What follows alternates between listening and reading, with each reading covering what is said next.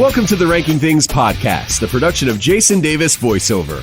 Please visit jasondavisvoice.com for information about voiceover services for commercials, internet and corporate videos, e-learning, phone messages, and more. I'm Jason Davis. And I'm Eric Wright. And each episode, we will discuss a topic, and we will choose our top choices for that topic. And come to fisticuffs if we have to. Nah, nothing like that. But the cool thing is that you can get involved in the conversation too. Email us rankingpodcast@yahoo.com or tweet @JasonDavisVoice. So what are we going to talk about today, Jason? Well, Eric, I thought it would be fun to talk about the top baseball movies of all time. Oh my gosh. You know, and there's so many. Absolutely. And I watched about 5 baseball movies in the past couple weeks. I'm just flooded with too many choices. So I actually have 6 number ones, if we can do that. No, it doesn't work that way? Nope, sorry. This is going to be so tough. Listen, we're going to look for a top 5 list, and then we'll have honorable mentions. Okay, so you that'll can, help me. you can load up the honorable mentions. All right, thank you. I'm going to need that. I'm starting out with number 1, E. Okay. That's my number 5. Okay. Okay. All right. So my number 5 is called 8 Men Out. Okay. Great movie. Made 1988. John Sayles was director. Starred some of my favorites: John Cusack, Clifton James, Christopher Lloyd. I forgot he was in that. Yes, he was. Yeah, he was one of the like a reporter, really digging in. John Mahoney, who was the dad on Frasier. I was also in Say Anything with John Cusack. Oh, there you go. There you All go. right, cool. Michael Rooker, who's one of my favorites. He's Merle from The Walking Dead. Oh, he's a great character guy. So when I started watching this, it's like, wow, I'm already loving this because all these different characters in it. It's a true story based on the 1919 White Sox. They were called the Black Sox because a bunch of players were bought off to throw the World Series. Right. I always love a true story, especially when the true story is something that is such a great story. It could have been, fantasy, but it's not. So for me, that just always makes it more interesting watching. I think that with movies that are based on true stories, they probably dramatize a little bit in the movie. But I'm pretty sure 8 Men Out was a pretty solid telling of that story. And, and just the basic idea that you had these players who loved the game. Back then, they weren't making money. I mean, they were stars. And the movie was so good at grabbing that kind of stuff. Like the field they played on, you could see the bare grass spots. You could feel their uniforms were these heavy wool things. The stands were just rickety wooden seats. And you just felt like, man, this is so accurate, and is this really what it was like? It's certainly long before the days of large cable deals and multi-million-dollar salaries for ball players. And even like nighttime play. Exactly. Exactly. The basic story of just how sad it was that these guys who are living out their dream as professional players turn their back on the game and become corrupt. And the way they had the different players' reactions to it was just so well done. The acting was phenomenal. It was just so heart-wrenching watching these guys and the conflict between and among them. It was just so friggin' well done. A very compelling story. Yeah. So what do you have for 5? Number 5 for me is The Bad News Bears. Oh, yeah. A little bit more lighthearted than 8 Men Out. Not a whole lot of lighthearted. Well, mostly. It's got its moments. Well, sure, it has certain things, but and it's funny because I went back and forth between this and The Sandlot for this slot. Oh, sure, coming of age type movies. Yeah, we're both suckers for that. Yeah, ultimately I chose Bad News Bears because it was kind of the first. Yeah. If it wasn't the first, it was one of the first of the ragtag group of kids thrown together to be a baseball team. Yeah. And plus the character of Tanner Boyle. Absolutely. It's so funny. Oh, yeah. Yep. I mean, he's politically incorrect and he says some horribly offensive things and all that. Yeah. But he is so funny. This little kid, he's going to beat the shit out of everybody and everything else. He's just a great character. He took on the 4th grade. Really? Who in the 4th grade? The whole 4th grade. Yeah. And Walter Matthau was awesome. Walter Matthau's great. I loved that movie. And I'll be talking about it more. Okay, very good. So I actually have very fond memories of seeing the sequel to this movie in theaters. Oh, really? Yeah, Bad News Bears and Break in Training. When they travel cross country without adult supervision and they play in the Astrodome and all that. Oh, that's right. Yeah, with William Devane was Kelly League's estranged father. And right, it was a whole... I mean, it was good, but nothing like the original. The original, exactly. You got to go with the original. And I actually took the time to watch the remake that came out in 2005 because I was curious. Oh, yeah. Because I felt like if I was going to talk about Bad News Bears, I had to have a point of reference. Okay. I will say this about the remake. Billy Bob Thornton made me chuckle a few times as Buttermaker. Really? That's it? He's the best thing about the remake. Okay. The kid's not as good as the original kids. Right. I read a review on Amazon. Somebody had posted, if your favorite character is Tanner Boyle in the first movie, you're going to hate this remake. And I kind of agree with that because the Tanner in the remake is not nearly as funny or as good. Mm-hmm.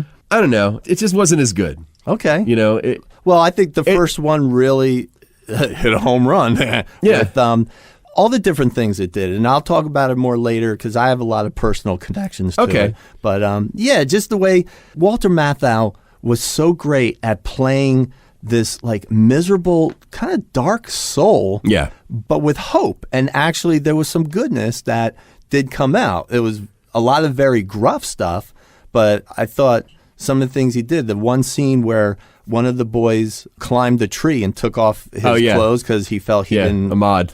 Yeah, he didn't. He wasn't worthy. Yeah, he of the wasn't uniform. worthy of wearing the uniform. Exactly. And Walter Matthau was like, "Well, how am I? How you talk this kid down?" And he says something to him. I think it was something like, "Well, then you know all about Willie Mays's Hank Aaron. Hank Aaron's 10 errors." Yeah. All right, Hank Aaron never had 10 errors, but this kid didn't know that, and it was enough to get him to talk to the kid and bring him down. And it's moments like that that you're like, I don't want to say sweet because it was kind of twisted. He lied to him. But I think you have to have stuff like that to balance the drunken kind of mess of a man that he is. I love when he's on the pitching mound. He just passes out. Like, he passes out, and the kids all come over and they're like, "What happened? Is he dead?" No, he's just a drunk crud. He's just drunk crud. I think how Tanner calls him a crud. Yeah. Get out of here, you crud. You crud. Yeah, I mean, a lot of great characters. Yeah. I think good choice. A lot of fun. Good choice. And it still holds up really well. Oh, absolutely. All right. Yep. So what was number 4 for you? All right, my number 4 is Bull Durham. Ah, okay. Okay. Made in 1988, starring Kevin Costner, Susan Sarandon, and Tim Robbins. Tim Robbins is like awesome. One of my super faves of all time. I just think that this movie was so good at giving you a view inside the minor leagues. Mm-hmm. It seemed very plausible that, there's a woman there who's into players and she picks one and instills, I guess by, building him up and having sex with him, makes him more confident, and then he goes to the major leagues, and that's what happens with this character. But along the way, there's just so much fun stuff absolutely being said. I'm holding back right now. Yeah. Can you tell? Yeah. Oh, I know. And I figure yours was going to be up there too. I love, they talk about the superstition. Mm-hmm. At one point, like Tim Robbins is wearing garters and stuff because Susan Sarandon's character is telling him to do that because that'll kind of loosen him up a bit. Rose goes in the front, big guy. That's right. Rose goes in the front. Well acted. That's my 4. What's your 4? Number 4 for me is Moneyball. Ooh. Moneyball, directed by Bennett Miller, stars Brad Pitt and Jonah Hill, both nominated for acting Oscars for their roles in this movie. Well, Brad Pitt looked great. He's supposed to be an ex-athlete, so it makes sense. And Jonah Hill was great. Jonah Hill was fantastic great at playing in this quiet, straight, nerd. I love Jonah Hill. Whether he's playing a serious role or a more serious role like this, or Wolf of Wall Street, he was very good as well. He was also nominated for that. But I love his comedy stuff too, even if it's really lowbrow, like The Sitter or Superbad, or any of the other Judd Apatow projects that he was involved in. I just love Jonah Hill. I think he's got a great face. The 21 and 22 Jump Street movies, he's fantastic. I love him. I'm a big fan. And I thought he was really great in this. And this, I think, was probably the first time I ever saw him do anything semi-serious. Yeah. And I thought he was really good. And I love that it's kind of again, behind-the-scenes look of what goes on in the clubhouse. Right. What Based goes on a true story. Absolutely, So I like that. Yep. You know, because you're always wondering, all right, how true is this? You know, how much are they extending? I'm willing to bet that most of what we see in the movie is really what happened. There might, again, some stuff gets dramatized for effect for the screen, but just interesting about how scouting works and all the kind of the player trades and the statistics and all that kind of stuff. The story in this movie really kind of revolutionized how baseball is done now. And I'm sure they're still using a lot of the methods that were used in this, even though absolutely. It's not foolproof. There was so much stuff like when earlier on in the movie when Brad Pitt's character, Billy Beane, who was a prodigy baseball player who was picked and drafted by the Mets right out of high school. Yeah.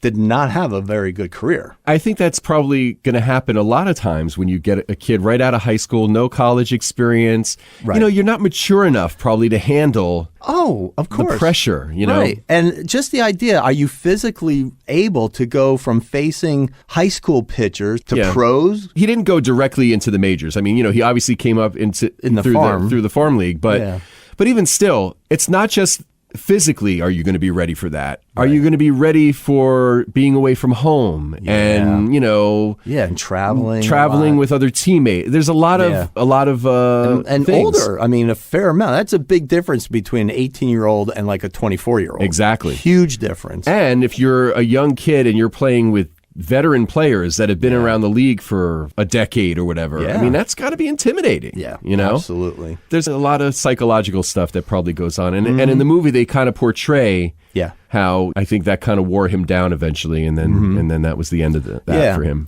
as a player. There was obviously, to me anyway, I thought a real kind of technology versus the human touch. You know, because you've got the scouts talking about, you know, these prospects, and they're saying, oh yeah, he's good thrower, but he's got an ugly girlfriend. Right. What the hell does that mean? Well, he lacks confidence. Right. That's kind of interesting. Maybe there's truth to that. I don't know. Yeah, that felt a little old-fashioned, but at the same time you go, well, it kind of makes sense in a weird way. Maybe, yeah. So they're picking all these things, but then it's versus the technology where Jonah's character comes in. You know, he's from Yale. You know, economics, and the whole scene that set it up when Billy Beane goes and talks to the Indians trying to make a trade, and he's whispering in the ear of the other guy. Right, yeah. He's surrounded by all these seasoned scouts and stuff, but they're all listening to this kid tell him stuff. So, so it's so cool. Billy, you know, hunts him down. They talk frankly in the garage.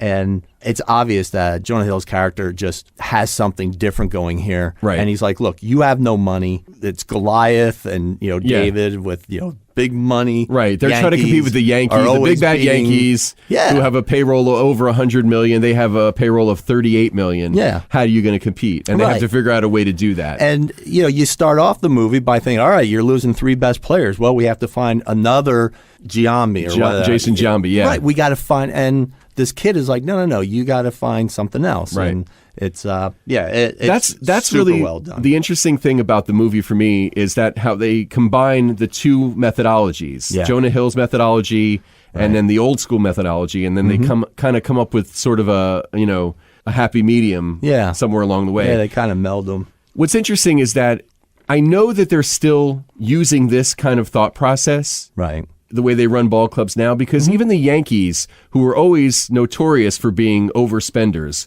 where they would just get all these hotshot veteran players and fill their roster with, you know, all this talent.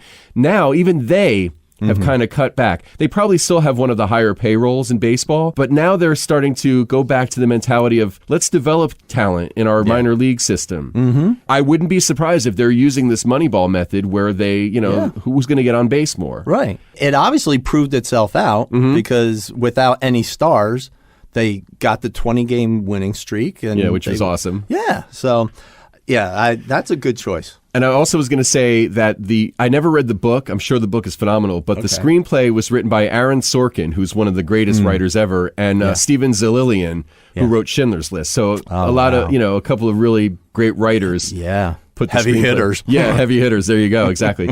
And I thought it was actually interesting. Jonah Hill said that it wasn't the baseball or the numbers that he connected to. Right. It was the obsessiveness. Yeah. And director Bennett Miller said that the way we talk about actors and roles and movies with each other is the way his character should talk to Brad's character about baseball. Right. And that was his in. That's how he connected to the character that he played. I thought that was kind of interesting, Yeah, too. that is interesting. All right, what's your number 3? My number 3 is Bad News Bears. Nice. And the 1976 version, for me, it's super, super personal because, at that time I was 11 years old. I was playing in, our town's rec league. Okay. I sucked. I think I swung the bat twice. Never hit anything. Were you worse than Looper? I identified with Looper or Lupus. Well, they called him the Looper. Timmy Lupus, but then I think they called him the Looper in the second movie. That's why I'm calling it. Okay. So I kind of identified with him because I didn't connect with the ball. I was very, mild and meek about it, surrounded by all the cool kids in school. So I felt very out of place. But the thing that brought me together with these guys a bit was seeing the movie and then, talking about Tatum O'Neal. Aha. Yeah. I mean, now we're 11 years old, so it's more like, I love her. Oh, I love her more. Well, yeah, I'm going to marry her. Yeah, I'm going to marry her and have 1 million kids with her. So, it's not like when you're 20, 16, whatever. And it's just, seeing the movie with all the different characters, it was so cool how they went and got the tough kid who was the best athlete in town. Kelly Leak. The Kelly Leak. And how they got him to play was they send the girl, man. Absolutely. It's like there's so many adult themes in this movie carried out by kids. Yeah. Going to see this movie and hearing kids swearing on camera like this, I was blown away. I mean, I was very... It was different at that time. Absolutely. Oh, absolutely. So... Yeah, I loved the whole story. So much great stuff, like, with the Yankees. I think that was, the big winning team and all that. By the way, did you ever notice that in almost every baseball movie, the Yankees are the bad guys? Yeah, right. Serves them right. Just how the Bad News Bears are actually getting better, as the season's going on. And when you get to the championship game, the scene where the father Vic comes Morrow, out and he slaps the kid. And slaps his son. Yeah. Holy shit. That was huge. A huge thing in the movie. Yeah. Because the movie's very lighthearted and it's very, these silly kids, they can't pick up the ball and all that. And then all of a sudden there's that seriousness. Yeah. I mean, there was still some seriousness with, the bullying and the crap that the Bad News Bears were putting up with. Right. And then what the son did next. Yeah. When he caught the ball and he just held on to it. Yeah, it's great. So the Bad News Bears could just round the bases, and all the Yankees come running. They're trying to pull the ball out of them. Everybody scores, and the kid just goes walking over to his dad, drops the mitt, walks over to mom, and you're like, holy crap. Yeah, that was powerful stuff. Oh, my God. And Brandon Cruz was the young actor. He was the kid on the courtship of Eddie's father. Eddie's father, right. Yeah. Yes. Yeah. That was so friggin' powerful. And and they didn't win the game anyway. Yeah. Bad News Bears, they didn't. But you know what? But that's okay. They were winners. And I feel like that's why the movie works. Because if they win, it's almost too hokey. Right. Not winning actually makes sense. Kind of like Rocky. Rocky. Yeah. Absolutely. Yeah. You draw that parallel, no problem. Yep. All right. So now are we up to your number 3? We are. Okay. A League of Their Own. Really? Yes, sir. But there's no crying in baseball. That's right. It's like Moneyball in that it's based on a true story. Right. A lot of stuff dramatized or creative license for the movie. But great writing, great performances. Right. John Lovitz stealing every scene that he's in. Which that's something to say because John Lovitz, he's John Lovitz. I love John Lovitz. I think, but he works really effectively in small doses in this movie. Yes. Originally, he was supposed to be in more of the movie, but I think the producers felt that his role had more impact with a little bit less screen time. Yeah. Hence, why his part was cut a little bit. Okay. I like the fact that it's a great baseball movie featuring women. Right. The fact that this league really existed, which we're never taught about that. No, we didn't. It's never talked about in school. It's never talked about when you're talking about like baseball. Right. Before this movie, I really didn't know anything about the league, the All-American Girls Professional Baseball League. Yeah. Founded by Cubs owner and Gum King Philip K. Wrigley. Okay. Wrigley. Harvey is the name they use in the movie, and he sells candy bars. Gary Marshall, of course, plays Harvey in the movie, and of course, Penny Marshall is his sister, directed the movie. Right.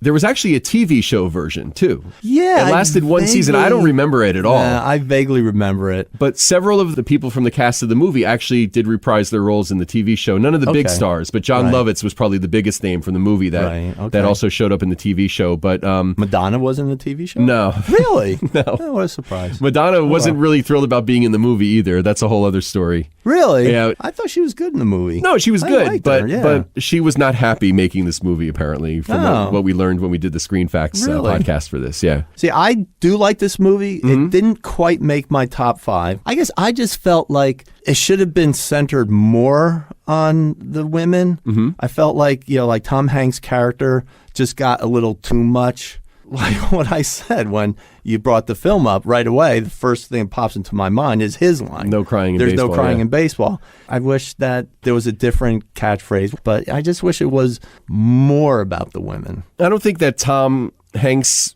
overshadows the women. Yeah. For me, anyway. I'm pretty sure that his character is an amalgamation of a bunch of different people. So there really wasn't a manager like that berated the girls and stuff. It was put in for comedic effect. Yeah. I mean, there might have been, but I mean, I don't think somebody actually said there's no crying in baseball, for example. Right. But there had to be some of that attitude. There were probably men that were brought in to coach or manage that probably resented women playing baseball. Probably. Because back then, in World War II times, men were definitely more chauvinistic than they are now. And I think the movie would have just been better if we felt more of that struggle or the conflict that these women must have been facing at that time. Oh, absolutely. So I guess for me, I would have liked to have seen more. I think that would have made it a top 5 movie for me. Okay. I mean, I felt like they did show that a decent amount. By the way, Major League Baseball did not shut down during the war. This league came about to boost morale, and a lot of the star players of the day did go off to war. So there were a lot of like replacement players in the major leagues. So this was kind of like a way to keep baseball kind of in, Okay. And I think it kind of helped people to be able to go to something, that was maybe a little bit different. A couple of other facts about the movie that I thought were interesting. Rosie O'Donnell originally read for the part of Marla, who was like the kind of played off as like the homely girl in the movie. Yeah. In the end, they just felt Megan Cavanaugh was better for the role. Okay. But they thought Rosie was so good and so funny that they actually wrote her role for the movie. Yeah, and she was very good. She was really good. Absolutely. And all of the actresses spent 8 hours a day, 6 days a week for 7.5 months in baseball training. So they really?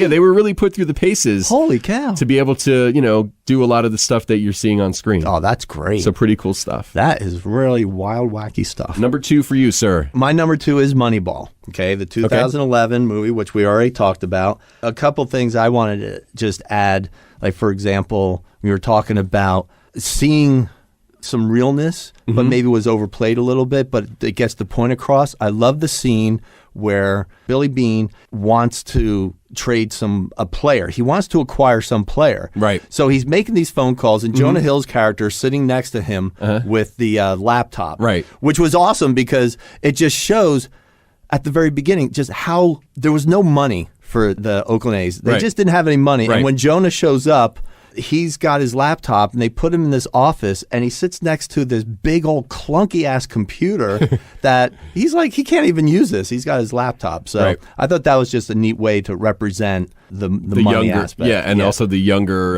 mindset too. Yeah, absolutely. So he's there, and Billy Beane is making phone calls, and they're talking about, I want to get this player, and he's trading with a player he doesn't even have yet, and all that. And I'm like, that probably crap. really happens. That kind of stuff. Probably. Absolutely. Yeah. So that kind of stuff I thought was really so well done. Made me feel like I'm learning something. It's another great scene too that involves a scene with Brad Pitt when Brad Pitt's character Billy Beane goes to visit David Justice in the batting cage. Oh, yes. And David Justice in his day was a phenomenal player. I mean, in his prime, he was one of the best. Yeah. Slugger, just awesome. Right. Billy Beane is talking to him about like trying to be a leader on the team and help other guys get on board with what they're doing, blah blah blah. He goes, no, that's not not for me. That's for the young kids. You're paying me $7 million to be here. And he goes, no, actually, I'm not. The Yankees are paying $3.5 million for you to not play for them. Yeah. Exactly. Holy crap. That's what they think of you. Yeah. That's talk about knocking somebody down a few pegs. Harsh reality, man. Yeah. And that's what was That's so a great scene, though. That was a great scene. And Billy Beane, he was so good at that stuff. I loved like when he taught Peter, I'm going to teach you how do you fire someone. He's like, when you fire somebody, less is more. Yeah. And like the quote was something like, look, these guys are professionals. Do you think they'd rather get a bullet in the head or 5 in the chest and bleed out slowly? Right. And you're like, shit, yeah, really? I mean, I know if I get fired, I don't want somebody hemming and hawing and trying to make me feel good. Just say it's over and off you go. And with baseball, it's part of the game. Trades and getting sent back down to the minors and stuff, that's part of the game. Yep. And I think if you're going to be a professional ball player, you have to be ready for those kind of calls into the manager's office. Yeah, absolutely. So Good then stuff. We're up to your number 2. Number 2 for me is Field of Dreams, another baseball movie with an excellent cast and a great screenplay. Yep. The James Earl Jones monologue, a classic. Yeah, definitely. The part that always gets me is when he talks about the one constant through all the years, Ray, has been baseball. America has been rolled by like an army of steamrollers. It's been erased like a blackboard, rebuilt, and erased again. But baseball has marked the time. Yeah. This field, this game, it's a part of our past, Ray. It reminds us of all that once was good and could be again. It's true. I love the game of baseball. Yeah. I've talked about it on other podcasts. Right. I've talked about it with you. For me, the game is bigger than any team or any player. Right. I love that you can go to the ballpark with your family and friends. You can enjoy a nice day out. You can have a social engagement with them and still enjoy the game. Yeah. I just love everything about the game. The strategy. Yeah. I just love how it really is a part of Americana. Right. And this movie really celebrates that in a wonderful way for me. Yeah. And that's why I love it so much. I love this movie too.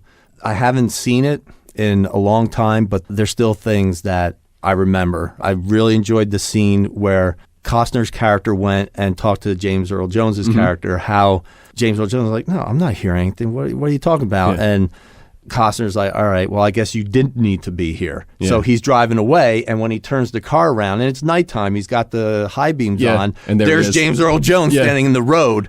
Moonlight Graham.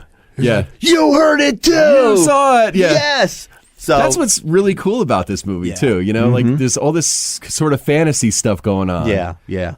I have a question for you. Yes, sir. When he's hearing the voice saying, build it and he will come. If you build it, he will come. All right. He's saying he.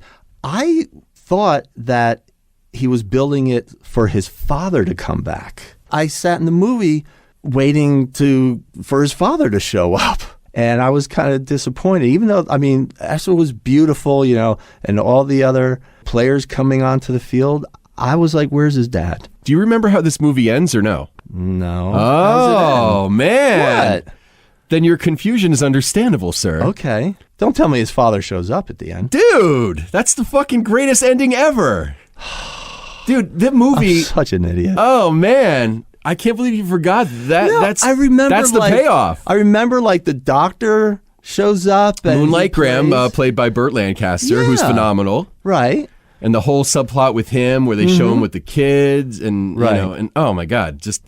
But his dad and that's what I was up? going to say. The movie's got all this great fantasy stuff with them coming out of the corn and Moonlight Graham and all that. Right. But ultimately, it's really this great story about redemption. Yeah. Because the movie ends. God, I can't believe... I wish you would have watched this. Oh my God, I'm an idiot. No. So how's the father show up? At the end of the movie, all the players, they're taking James Earl Jones into the corn with them to experience that. Okay. Kevin Costner's like, why does he get to go? I built the field for you and everything. Yeah. But they want him to be able to, I guess, tell the story of what they're coming from and all that. Yeah. And by the way, Shoeless Joe Jackson is Ray Liotta's character in Field of Dreams. Yeah. He's one of the Black Sox. Right. So it ties into your number 5 choice of 8 Men Out. Anyway, so James Earl Jones goes into the corn with the players. Yeah. Kevin Costner's talking to his wife, played by Amy Madigan. Yeah. And all of a sudden he looks over and there's a player still kind of by the backstop. And he goes, oh my God, that's my dad. And he's like taken aback Holy because he's like, shit. I've never seen him like young and healthy before. Like the weight of the world is on his shoulders. Because when I knew him, he always seemed like a really old man who's been broken down and everything. Right. So it's his father though, as a young man.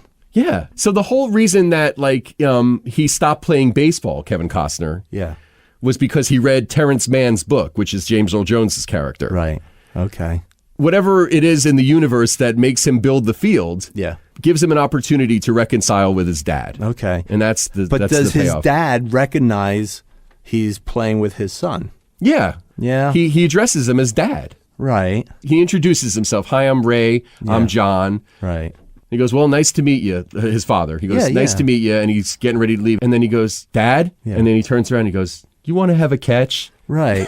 Yeah, I mean, no, that's touching. Very touching. Yes. I'm getting misty thinking about it, is. dude. It's wonderful, but I guess I can't help I think but you got to see it again. Yeah, I think you got to see it help again. but think, well, then, but if his father was, if it was the older version of his father when he actually had falling out, it would have meant more. No, I think it's better. I think it's better that it's not. I think it's because he's seeing his dad before all of that turmoil. Yeah. So I think it works wonderfully that his dad was this ball player that didn't get a shot. And now his dad gets the shot on the Field of Dreams, and he gets to reconcile with his kid. Yeah. I see where you're going, but I think if you watch it again, you might appreciate it more. Okay. I think I forgot about that because I thought, well, and I think we should definitely watch the movie before we make our road trip. Yeah.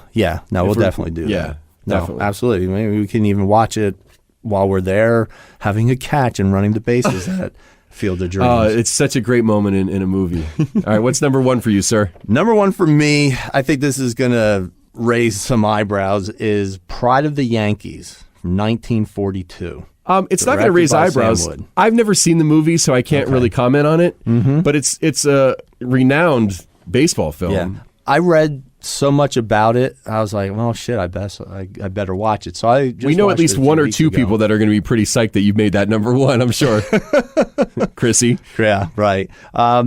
Starred Gary Cooper as Lou Gehrig, Teresa Wright as Mrs. Lou Gehrig. This is, it's a baseball movie. It's a love story. It's so sentimental, but done so very well. It brings up his life story about how he grew up from modest means.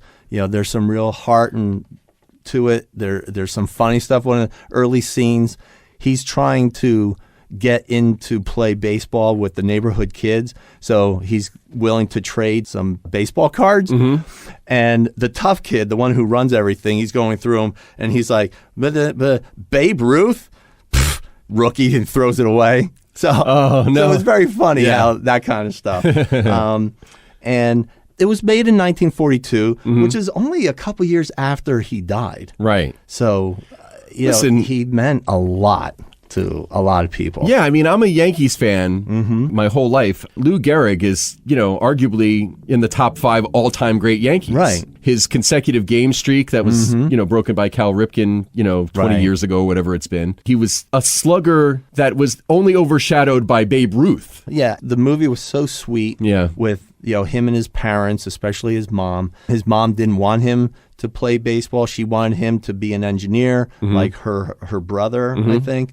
And that's why he was in college. Again, how much of this is fantasy, where the way he meets his wife, he's in Chicago for a game, and he's a rookie, and he gets out on the dugout, and he slips on all the bats that are lined up, and she yells out, "Hey, Tanglefoot!" Okay. And that's how they apparently meet. I don't know how real all that is, but that seems far-fetched, but that would be really interesting if that's true, because he seemed like, he was like this great athlete. Right. You think he's not, but probably wouldn't trip on bats. But the movie did such a great job of making you feel like, oh my God, look how nervous he is, because he's walking in the locker room before the game, and he's just seeing all the names of these great players, and then and his is like written in backwards crayon and stuff. And it's so well done. And then at the the very end of the movie, when he's decided to quit, that's a heart-wrenching scene. He's walking out to the bat. Even before that, he's walking out for this game to bat, and his hands. The famous speech at Yankee Stadium. Yeah, at the end when he does the speech, they did change it around. They end the movie with him saying, "I consider myself the luckiest man on the face of the earth." Mm-hmm. And then he just hangs and walks away. And, the whole movie, they just show how humble he was. You friggin' love this guy. Mm-hmm. And when he finishes that speech, if you're not crying, you are a heartless, soulless son of a bitch, prick douchebag. Because, and when he gets into the tunnel, you hear the game start up. And it's like, that's life, man. Yeah. Things continue. Life moves on. Absolutely. And what I thought was so tastefully done, the screen blacks out. Mm-hmm. And now you're waiting for the, Lou Gehrig was diagnosed with ALS and da-da-da-da-da-da. They don't do that. Right. Because we all know what happened. Right. He dies like 2 years later. In the prime of his life. Yeah. It was a disease that was so crazy that they didn't even know about it. That hence it became known as Lou Gehrig's disease. Right. Yeah. This whole idea is like, your nerves are degenerating and stuff. It's like, that has got to be one of the worst diseases. I mean, and for your body to just turn on you like that, especially when you're making your living as a pro athlete. Especially when you're known as one of the most durable athletes, too. Yeah, absolutely. I mean, the guy played in over 2,100 straight games. Yeah. That's amazing. It's unheard of. Absolutely. But I'm ashamed to admit I've never seen the movie. As a Yankees fan. You would love it. I'm sure I would. You know what it is? I have a weird aversion to older movies sometimes because sometimes they're a little corny or whatever. I think I'm going to make it a point to see it. I've learned to get over that because same thing. I didn't watch old movies for a long, long time. And then, I don't know, several years ago, Kathy and I were like, let's start watching some old stuff. So we, you start with like Casablanca and then it's like, all right, not all of them's corny. So what's your number one? I'm like beating heart because I really thought your number one was going to be Field of Dreams. My number one is another Kevin Costner baseball movie. Bull Durham. Okay. Yeah, Bull Durham tops my list because it really is, to me, one of the most realistic portrayals of baseball in a movie. It's not a true story, but it's based on true events. Okay. Ron Shelton, the director, who was also the writer, was a minor league ball player at one time. So he took a lot of his experiences, some of the people that he met, and kind of, worked them in. I mean, there wasn't an actual... Well, there was a Crash Davis who played baseball, but this movie is not his true story. Okay. Ron Shelton had read about Crash Davis and asked him if he could write a character in a movie. Oh, all right. With the name Crash Davis. And the guy said, well, let me ask you this. Does the guy get the girl in the end? He goes, yes. Okay, you can use my name. All right. I feel like Kevin Costner is at his best when he's doing any kind of a sports-themed movie. Yeah. Field of Dreams, this, Tin Cup. He did a movie called Draft Day a couple of years ago where he plays the GM of the Cleveland Browns, which is great. It's kind of like a cross between Moneyball and Jerry Maguire. Really good movie. Okay. His chemistry with both Susan Sarandon and Tim Robbins in this movie, fantastic. Oh, yeah. Just excellent back and forth between them. Very quotable movie. So many great funny scenes. I love the manager and the coach. Right. There's a scene where... the coach is fed up with how they're playing. He's like, you lollygag the ball around the infield. You lollygag the ball down to first base. You lollygagged in and out of the dugout. You know what that makes you, Larry? Lollygaggers. Lollygaggers. It's great. Yes. Great stuff like that. And, again, it's authentic because they got real players in the cast. Kevin Costner and Tim Robbins went through, a training camp of sorts. Okay. To kind of get up to speed. Costner is a great natural athlete. As you can see in the movie, the way he throws. I mean, he actually hit balls over the fence. Okay. In a couple of scenes. That's really him, and he's switch hitting. I mean, just fantastic. So there's just a lot of great stuff, a lot of funny stuff, and again, it celebrates the game more than the hype, I guess. And I liked that it didn't try to be an epic movie. Right. Right. It's kind of charming, right? Exactly. Yeah. It's like scaled down to a very real feeling. Like one of my honorable mentions is The Natural. Okay. Where it was a good movie, but I felt like it was kind of forced to be epic. Right. Especially at the end.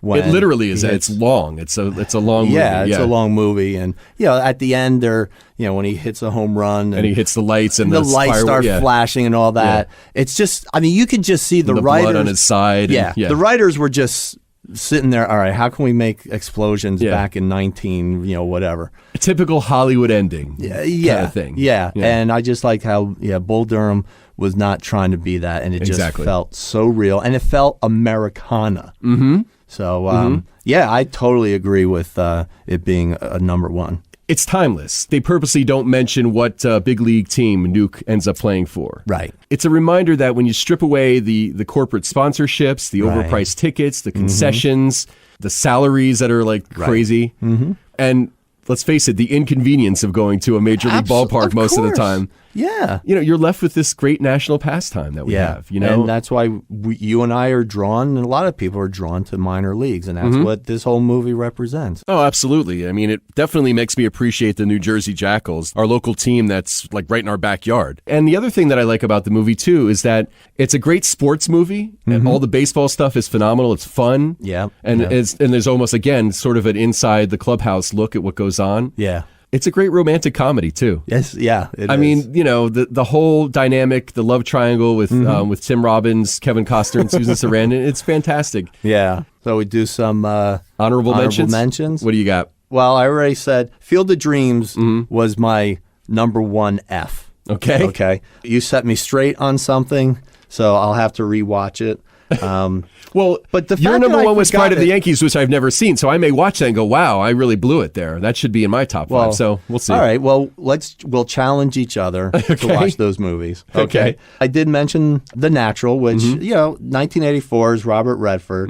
The Natural could have been a top five movie for me very easily. Yeah. It's one of my honorable mentions, too. But I think the reason it didn't make the top five for me personally was that when I put my top five together, I had two missions. Number one, 5 really good movies, but also I wanted to have a little diversity, and I felt like Field of Dreams covers the sort of supernatural fantasy baseball movie in the top 5. And if I put The Natural in, what am I going to take out from my list? League of Their Own, I did have. I was like, yeah, it's okay. It's a little mushy. It's a little funny. But, it was a neat slice of history that we don't know anything about. Right. So just the fact that it was made to show that, I give it, 2 huge thumbs up. Okay. The Sandlot, we talked a little bit about because, coming age of movies, we've talked about like Stand By Me and other podcasts. So, that's love for me. Trouble with the Curve. Okay. Which... Clint Eastwood, Amy Adams. And Justin Timberlake.